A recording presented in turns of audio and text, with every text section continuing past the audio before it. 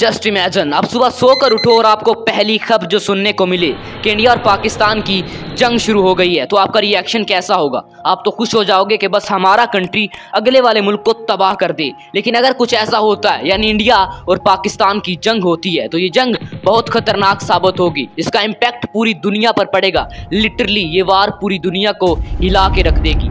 But still ऐसा कुछ होने वाला नहीं, लेकिन ऐसा हो भी सकता है। तो कैसे इसका नुकसान पूरी दुनिया को पहुंचेगा, और आज तक इंडिया और पाकिस्तान में कितनी जंगें हुई और इन जंगों को कौन जीता और कौन हारा? इंडिया और पाकिस्तान आपस में इतनी नफरत क्यों करते हैं? इन दोनों देशों की आवाम को कौन है जो लड़ा रहा है? जानेंगे आज की इस वीडियो में।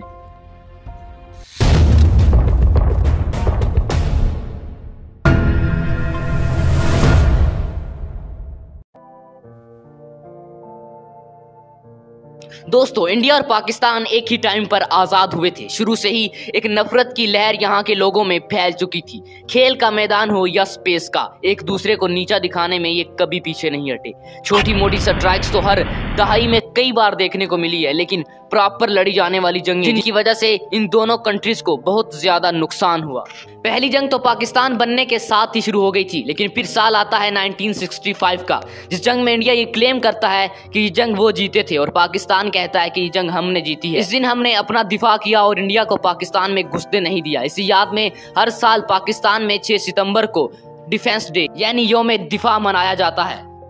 फिर 1971 में जो वार हुई, ये जंग बहुत खतरनाक साबित हुई। इसने पाकिस्तान की इकानमी को हिला के रख दिया। 90,000 के करीब पाकिस्तानी सोल्जर्स ने ईस्ट पाकिस्तान में इंडिया के आगे सरेंडर कर दिया। पाकिस्तानी फौजियों को कैदी बना लिया गया। पाकिस्तान का एक हिस्सा अलग होकर बंगाल से एक नया मुल्क बांग्लादेश बन गया।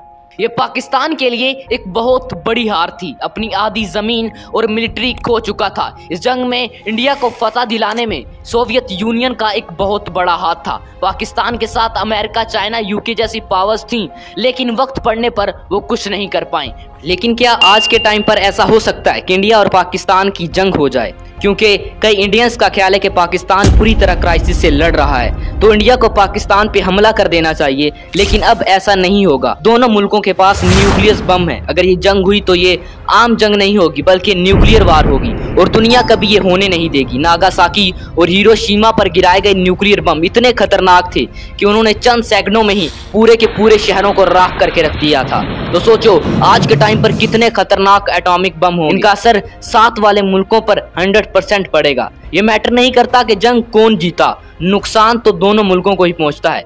जंग सरकारों की होती है और मासूम लोग मारे जाते हैं। ये पहली बार नहीं था कि दो मुल्क अलग हुए हैं। दुनिया में कई देशों ने आज़ादी हासिल की है। बांग्लादेश भी तो पाकिस्तान से अलग हुआ था और कितने ही लोग मारे गए थे। इनके साथ हमारे तल्लकात इतने बुरे नहीं, तो ऐसा इंडिया के साथ क्यों है? तो इसका सबसे बड़ा रीज़न है यहाँ की हुकूमतें। लेकिन यहाँ एक बहुत बड़ा रोल मीडिया का भी है।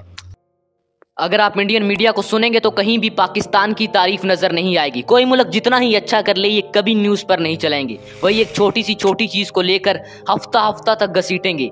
ये मैं नहीं कह रहा कि सारे के सारे चैनल्स खराब हैं, बल्कि मैंने जो देखा है वही कह रहा हूँ। और ये बात सिर्फ इंडिया के लिए नहीं है, बल्कि पाकिस्तान में भी यही हाल है। अगर आप इनकी मूवीज़ को देख लें, जहाँ पाकिस्तान को दहशतगर्द दिखाकर मोटी कमाई की जाती है, तो कहीं पाकिस्तान में कश्मीर का नारा लगाकर वोट लिए जाते हैं। क्योंकि दोनों मुल्कों की आवाम का इस हद तक ब्रेन वॉश किया गया है कि ये सच्चाई को कभी एक्सेप्ट ही नहीं करते, भले इन्हें पता हो कि ये सच है।